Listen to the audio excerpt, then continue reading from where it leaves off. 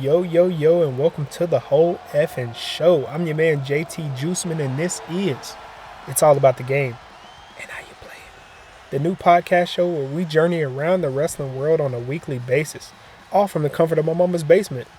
Brought to you by Charlotte Alliance Wrestling, the Queen City's newest independent promotion. This week on the show, Triple H made a very interesting announcement about the future of WWE. CM Punk and Seth Rollins battled inside a steel cage.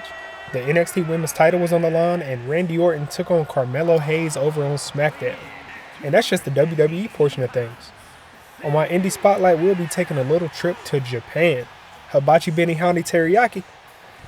I got all those clips for you later, but I know what you want to see right now. CM Punk, Seth Rollins, and a steel cage. But first, a bit of housekeeping about the show. I enjoy showing matches in their entirety, but I want to keep my runtime short and sweet, sort of like a Sabrina Carpenter album. So some matches will be edited in more of a highlight form, but only some. I still like to show, uncut matches. But anyway, back to the show.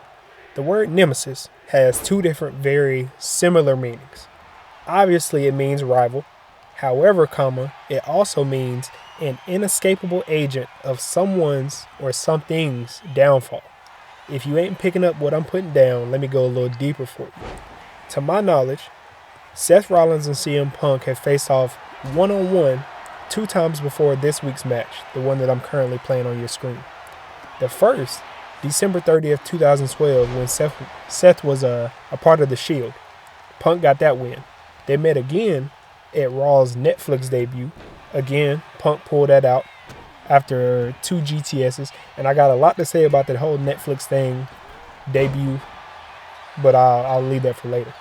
But as far as I'm concerned, CM Punk is the inescapable agent of Seth Rollins' downfall. Now, obviously, Seth's had a great career, but if someone beats my ass twice, they aren't my rival. They're my bully. You feel what I'm saying? And Punk has been bullying Seth, literally. That kind of defeat puts a big-ass chip on one's shoulders. But let's not talk about Seth's shoulders. Let's talk about his knees and his back. Now, I won't lie and say I'm a Day One Rollins fan when he was Tyler Black and he was going by all that before WWE, Ring of Honor days and things of that nature. But I came to know him during NXT when he was the first NXT champion. And I had the pleasure of meeting him when he was on his CrossFit Jesus. Yeah, I remember, bruh. What a wonderful phase. He was the man. But he hasn't been the same since he tore his knee up in 2015 going against Kane. Now, I don't mean no disrespect to my boy, like, at all. But he's literally the reason my whole body cringes anytime somebody busts out a sunset flip powerbomb. I mean, don't get me wrong. He's far from washed. But he sure ain't CrossFit Jesus anymore. You feel what I'm saying? I mean, I still love him. It's all love. If you ever hear this, doubt you will. Don't take this the wrong way, sir. But I'm not a fan of his more fashion-oriented character work. He literally reminds me of Cam Newton. Y'all remember when Cam Newton started wearing the fancy hats and the scarves and yeah. But anyway, sometimes he do be having that. He be wearing it though. He be some of his fits do be hot. Like that time he had on that blue jacket or the blue shirt, and he took off the blue jacket, and he had another blue jacket on. But anyway, I say all that to say this. Rollins has lost his edge, and he needs to find it. And I'm not talking Adam Copeland. You feel what I'm saying?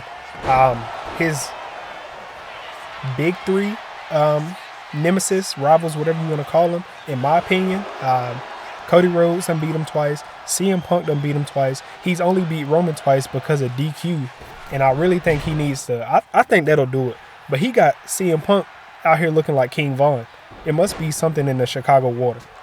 But I brought y'all here because I need y'all to witness this utter travesty. I don't know if Punk was paid to lose. I don't know if he was injured. I won't make any speculations. But look at him just sitting there. I don't know, if the drugs got him glitching out or what, but he just watches as Seth Rollins climbs the cage and wins this match. Now, I have been told by Lil Birdie, but take this with a grain of salt, that a rematch has been put on the cards, and that rematch is for number one contendership of the World Heavyweight Championship that belongs to Gunther. I don't know who want to run against Gunther right now, but I mean, it is what it is. I don't know why a rematch is scheduled, but we got to get to my next segment. Triple H made a very important announcement regarding the future of WWE, and I'm going to show you that right now. It's not often that the Chief Content Officer, Paul Triple H Levesque, is here on Raw. He must have some major news to share. Well, let's hear what the game has to say. As you all know, we've been building a new era in WWE, a direction that's bolder than anything you've ever seen before. But to forge this path, we need talent who can rise to the occasion. Whether that's someone who's already here or an outsider ready to step in and lead the charge. Who is going to be the superstar to lead us to that next level? Well, we're going to answer that question starting next Monday on Raw with the WWE Draft. The WWE Draft kicks off next Monday. That's huge news. Raw and SmackDown GMs Adam Pearce and Nick Aldis have decisions to make that will shape the future of WWE. Now, I know I'm supposed to be impartial, but as a Chief Content Officer, I'm going to drop a couple of hints about who I think will be selected #1 overall and become the leader of this new era. This individual is going to be a force in the women's division for years to come. I've seen her potential for greatness already as the top star of another promotion. That's right, I think you know who I'm talking about.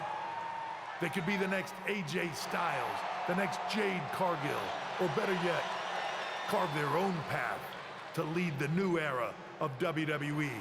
It all starts at the draft when we take the next step in WWE's revolution. The CCO just alluded to the fact that we might have a rival promotion star going #1 overall.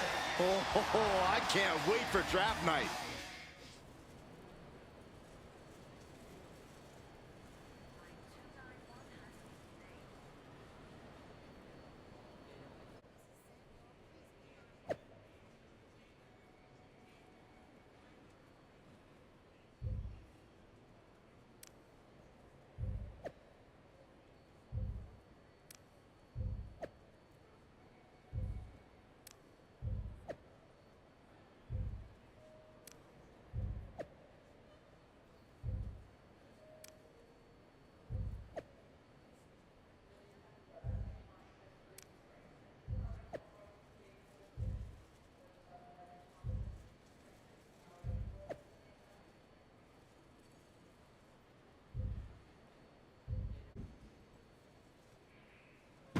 Hello there. So nice to finally meet you.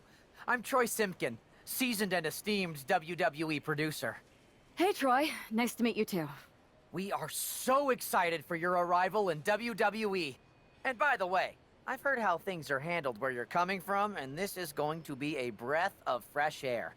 Nothing but professionalism on this side of the fence.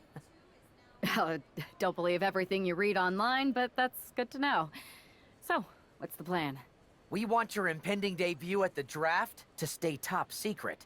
So to keep all the internet sleuths guessing, management thought it would be a good idea for you to compete for another promotion one last time. So, where do you want to go? I wouldn't mind one more match over in Japan at PWJ. Can you make that happen?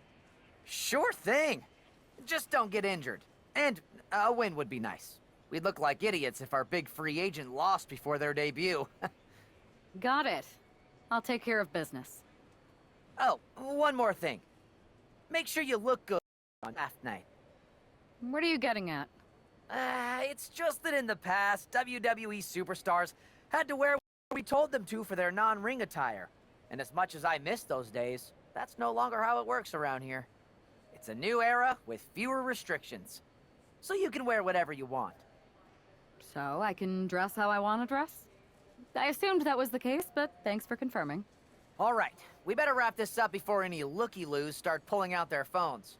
Safe travels, and we'll see you soon. Hey! It's been a bit. How have you been? Busy. Good to see you again, Jade. You've been on one hell of a run in WWE. Not that I'm surprised. When we worked together, I always knew you were destined for big things. I appreciate that. And from what I'm hearing, you might be following in my footsteps. Oh, maybe. You never know where I'll show up next. Really? Because I just saw you talking to a WWE producer. But if you don't want to say, I respect that. Thanks, Jade. See you soon. Maybe. And we are back from that really long break. What do you guys... I'm going to ask you guys before I get on my soapbox. What do you guys think of Triple H's announcement? Who do you think he could be referring to? You can't really trust the dirt sheets because I swear WWE feeds them fake stories. But I've heard that it could be one Holly Graham from a certain Jacksonville-based promotion. You know what I'm saying? A shorty so dangerous, she could have been the leader of Bullet Club if it was still relevant. But how do y'all feel about big names jumping from major promotion to major promotion? Personally, I believe a job is a job. But let's talk about the fact that I'm going insane, because I think that I have fallen into a multiversal wormhole, because I swear Io Sky was just winning the Women's World Championship from Rhea. And I swear Julia and Stephanie Vaquer were the top champions in NXT, but apparently they're not signing with WWE until May. I mean, look, even now, you see it on screen. I swear the title, the NXT title, looked different. Not that I'm complaining, because I do prefer these designs to what I saw. They're a little grayed out and subdued. But I'm not hating. But before I, get a migraine, let's talk draft philosophy. If I'm the GM of Raw or SmackDown, I'm gathering mostly young, well, I can't say young. Yeah, I can. 32 is young. All the good stars, the Biancas, the Jacob Fatus, the Montez Fords, the Io Skies, they're all like between 30 and 35, which is like no lie, sort of like the prime age for a wrestler. I'm going with them. And then I'm sprinkling in the Punks, the Ortons, the Styles in about the third or fourth round. And I only say that because, like, Orton, 46 or 44, AJ Styles like 46, Punk is like 45, something. They're all at that age where, although they're in great shape, don't get me wrong, I have to think about the future of the company. So like I said, I'm going with my Io Skies, my Jacob Fatus, my Carmelo Hayes, my Biancas, my Rheas, my Livs. I really like Liv. I really think Raquel Rodriguez has a bunch of potential, but I don't think she is using it correctly. Let's just say that. But also, shout out to Raquel, because it can't be easy, or couldn't have been easy, to perform with her skin essentially on fire. So big ups to her, and I hope she gets more title opportunities. Staying on the subject of NXT and the draft and all that, what do you guys think about NXT as the third brand versus a developmental brand? Obviously, NXT Black and Gold was considered a third brand. Hell, it was even considered the second brand because the main roster was on some BS. Sometimes SmackDown was good, sometimes Raw was good, but NXT during that era was constantly good. Takeovers were amazing. What do you guys think about that kind of thing and the rise of LFG and Evolve and all that? Hell, what do you think about your new NXT Women's Champion, Io Sky? I mean, like I said, this sort of solidifies that the NXT is more third brand than developmental. But we must go forward. Congratulations to her. We've got to get over to SmackDown for our penultimate segment. And Randy Orton was sort of being the old Randy Orton. He had a match with Carmelo Hayes. You can see right there that he smacked the taste out of his mouth before the match started. And this match was honestly fairly short. But I will say Carmelo Hayes is like the perfect example of what I was saying earlier as far as young talent that he has it. He still has more to develop, don't get me wrong. But you can build a company or a brand around Carmelo Hayes. Same, you can build a brand around Braun Breaker, Tiffany Stratton. You know what I'm saying? Going back to NXT as more of a third brand versus developmental. When we lost Black and Gold and we started NXT 2.0, we sort of, we lost the aura of NXT. We lost the aura of Black and Gold. But that crop of NXT 2.0 superstars, the Braun Breakers, the Tiffany Strattons, the Carmelo Hayes, they matured into a great crop of, like I said, NXT 2.0 wasn't a high point. It wasn't the lowest point. But they matured into where the brand is now. And although they're not on the brand anymore, I honestly think that the crop of top NXT stars that we have now are honestly worthy of a takeover. With all that being said, like I said, you don't have to agree. Everybody has their own opinion. But with that being said, and all that about Carmelo Hayes and Braun Breaker, I think those two specifically, and I'm not saying they'll get to that level, but I think they can give us one of the greatest rivalries in history. And I'm not even talking like Rock Stone Cold, but I am talking they could probably be top 5, especially with their opposing ring styles. And all the matches they had in NXT showed us, what they had going on. Don't call me crazy. I'm just saying that they could be up there. And while I'm on that subject of greatest rivalries and things of that nature, I'm gonna need Randy Orton and John Cena to run it back at least one more time before they retire. And I'm talking the whole time, my childhood especially, John Cena's always been like the hero, and Randy Orton's always been the psychotic villain who hears voices and things. I would like to see them switch that dynamic, honestly.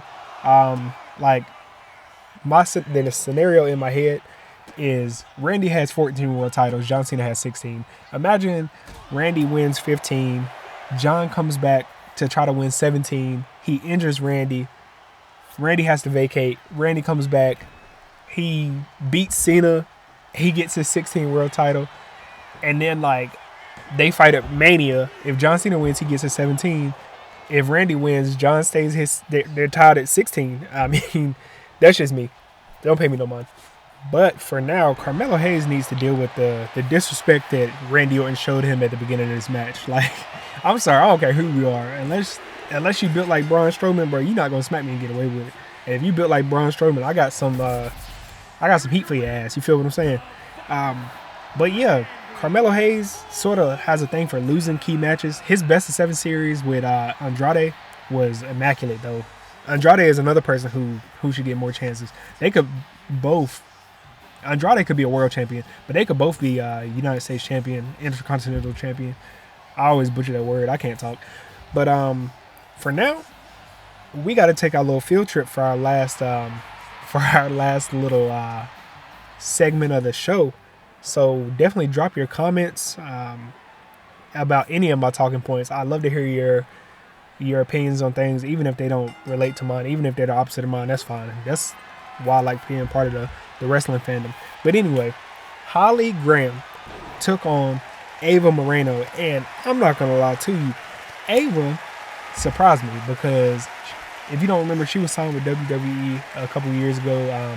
She was feuding with Justine's niece. Well, I don't know where she is nowadays, but she surprised me in this match. She was really taking it to Holly Graham, who is a powerhouse. She is very strong. She'll pick you up. She'll do the running power slam like you're seeing now. Strong women for life. But anyway, back to Triple H's talking point. I'm showing you this match because I really believe that Holly Graham is the #1 overall pick. I really think she's about to go to SmackDown, who is said to have the #1 pick, and really about to dominate. And it'll be interesting to see her against the Biancas, the Jades, the Naomis, the Chelsea Greens, the Piper Nivens. I really want to see her against Michin. I'm really a fan of Michin, even if nobody else is. If there are no more fans of Michin on the earth, I have died. You feel what I'm saying? So the only thing I feel, going back to Holly Graham, is that her moveset is rather basic. She's been in the game for 8 years, but she uses strictly power moves. So it'll be interesting to see how, if she is going to WWE, how that developmental process would work. Because not just in WWE, in the pro wrestling sphere and sports entertainment, as much as people want to separate those are sort of the same thing. But in that sphere, you can't be, what is the word? Is it the opposite of multi-dimensional? Single-dimensional? Like one, I guess. But so I'm interested to see how she furthers her moveset, how she incorporates a little finesse into her game. Next week, though, a name I know you haven't heard in about 2 years, unless you are a hardcore wrestling fan, The Lock. We are covering him next week. He will be at the Japan Hall, which is the smaller venue from the Japan Dome, which is where Holly Graham and Ava Moreno fought this past week. But The Lock, if you remember, 2 years ago he signed with WWE. He came out the big safe with John Cena's Thug Life or Word Life padlock chain, and he pushed Shawn Michaels and got fired. And then he went to the UK and to Mexico, and he's sort of been, I won't say floundering, because he's been doing good on the indies. He's currently on a 27 match win streak, but I can sort of see that the light isn't there. No big company is signing him ever since he almost killed Shawn Michaels. So it'll be interesting to see exactly what he is gonna do with himself. Hey, look, I don't know. He's on his world tour. Japan is his last stop. So it'll be interesting to see what he does when he's back stateside. He's from Charlotte, so maybe the owner of Charlotte Alliance Wrestling will sign him, and he'll come be our hometown favorite, our hometown guy, because he is like I said, he's one of my favorite wrestlers. Since I am clearly having multiple brain malfunctions going through this wormhole of the multiverse, I failed to mention that his opponent next week is a ECW WWE legend, a wrestling legend, a legend in Japan, a legend everywhere he goes, Rob Van Dam. So you definitely don't want to miss that. A match in Japan. I can't even think of the last time Rob Van Dam was in Japan. I know he was with All Japan Pro Wrestling like forever ago. He's older now, but damn, like, he still got it. So definitely tune in for that. Definitely tune in to see who the number 1 overall pick in the draft could be. I'm trying to think of all my talking points for this episode. Tell me what you think about the whole CM Punk situation and him letting Seth Rollins win. Tell me what you think about Io Sky dethroning Roxanne Perez. Tell me what you think about Randy Orton's disrespect towards Carmelo. And peace out. I hope to see you next time. Drop your comments, like, and subscribe.